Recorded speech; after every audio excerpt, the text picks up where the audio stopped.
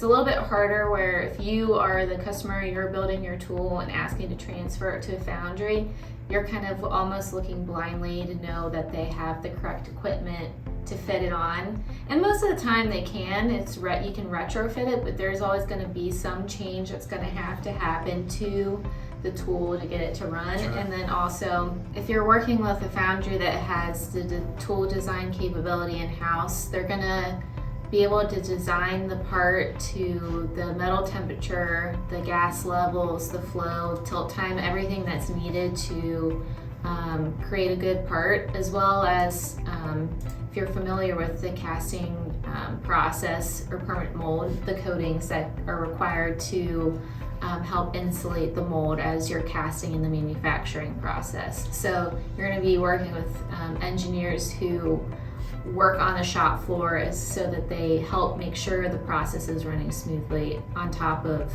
designing the tool.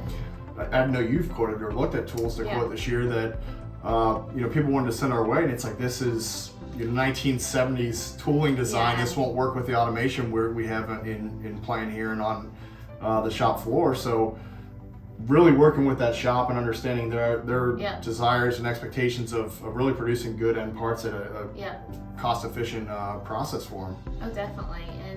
And it's one of those things you want to be able to help out with those tools that people are transferring, but at a certain point, and I think a lot of people are seeing it, is that manufacturing is moving forward in a certain way, and old style of producing, for example, permanent mold is not going to work, because you're going to want to automate it and take a lot of that manual labor out of it that would make an inconsistent part in the past. So if you're going to have a manual pulls on a permanent mold, there's a higher chance of fallout and higher scrap rate that's going to happen, and it's going to be more headache for both people.